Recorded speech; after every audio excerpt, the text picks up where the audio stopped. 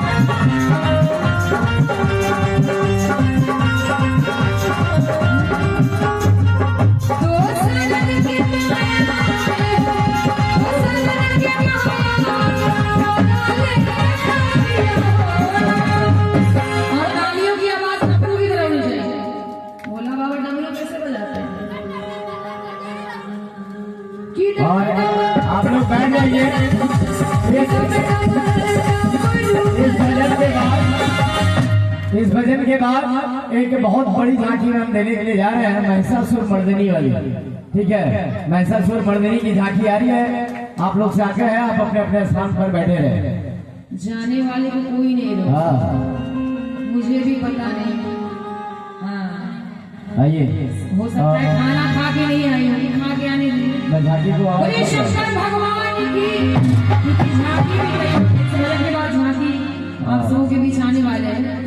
कि दम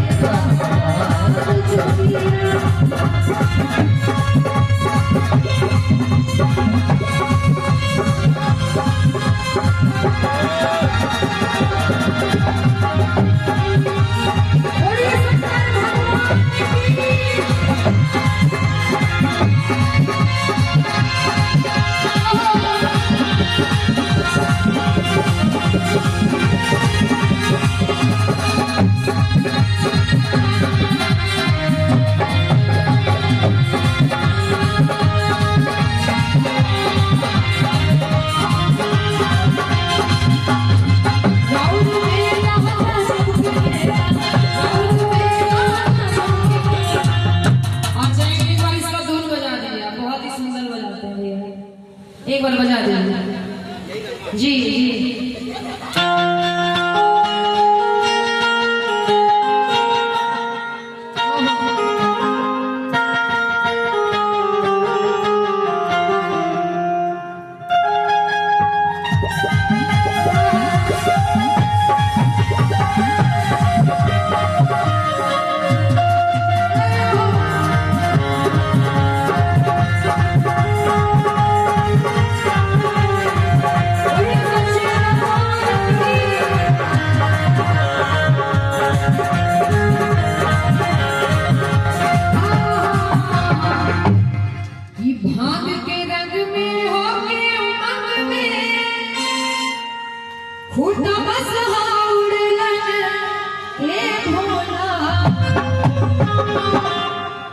कि भांग के रंग में होके उमंग में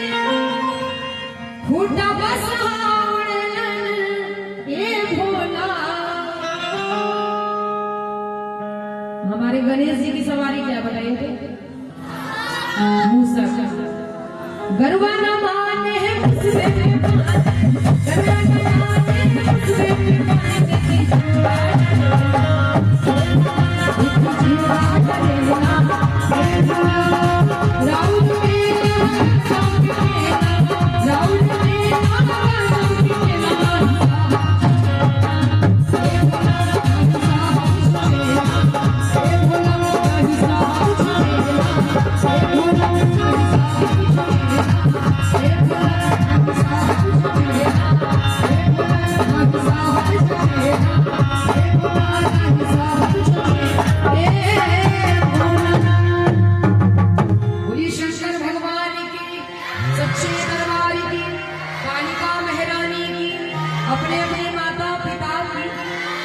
हमारे बीच बहुत सारे बोल रहे शिव शंकर भोलेनाथ की, बोले भैया पार्वती की।